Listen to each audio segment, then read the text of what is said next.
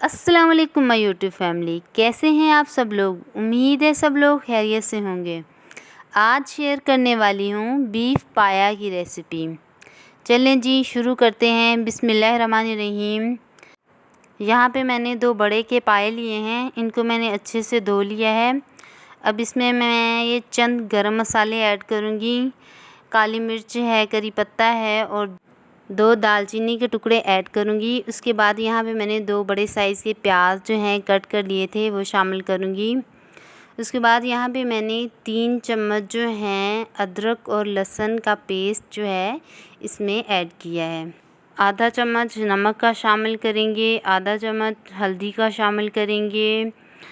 उसके बाद यहाँ पे मैंने 2 भर के जग जो है पानी इसमें ऐड किया है।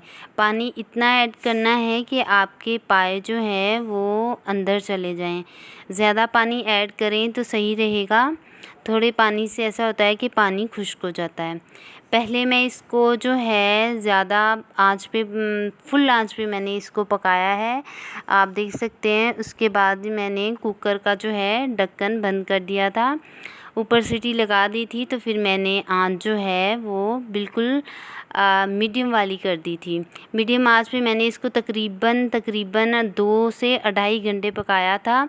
उसके बाद ये हमारा रिज़ल्ट आया है। पाए जो हैं वो हमारे यहाँ पे गल चुके हैं।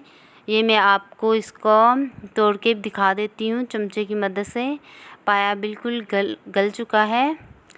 देखिए जी, ये देखिए बूटी बिल्कुल अलग अलग हो रही है।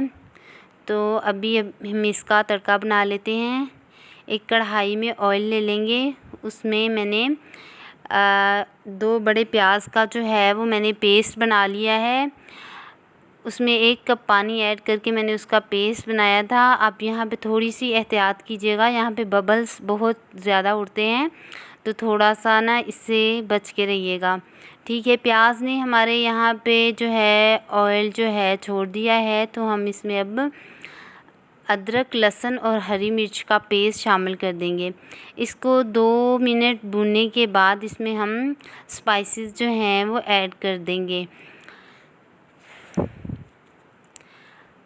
लाल मिर्च का पाउडर है, धनिया पाउडर है, नमक यहाँ पे मैं 1/4 चम्मच ऐड करूँगी क्योंकि हमने नमक पहले भी इसमें ऐड कर चुके हैं। तो 1 चम्मच मैंने इसमें ज़ीरा शामिल किया है और 1 चम्मच ही मैंने हल्दी का शामिल किया है। इनको मैंने 3 मिनट इनकी भुनाई की है, तो ये बिल्कुल भुन चुका था। तो उसके बाद मैंने यहाँ पे टमाटर का पेस्ट जो है वो ऐड कर दिया है। अब इसको मैं अच्छे से भूनूंगी तकरीबन 5 मिनट तक। अब यहाँ पे भी जो है बबल्स बहुत ऊपर आते हैं, तो यहाँ पे भी आप लोगों ने ख्याल रखना है, ठीक है। 5 मिनट भूनने के बाद यहाँ पे जो हमारा है ऑयल तरी बिल्कुल अलग हो चुकी है। तो हम इसमें अब पाया जो हमने पहले से ही बना के रखे हैं वो इसमें ऐड कर देंगे। थोड़ा थोड़ा करके सारा बीफ पाया ऐड करते जाएंगे और इसको हिलाते जाएंगे।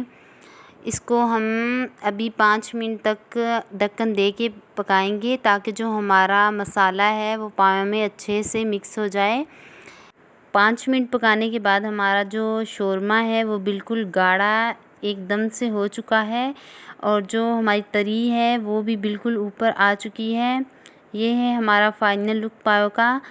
घर में ज़रूर ट्राई कीजिएगा और कमेंट करके बताइएगा कि आप लोगों को मेरी रेसिपी कैसी लगी। दुआओं में याद रखिएगा। अगर आप लोग मेरे चैनल पे नए हैं तो मेरे चैनल को सब्सक्राइब कीजिएगा, लाइक कीजिएगा। अल्लाह हाफिज़।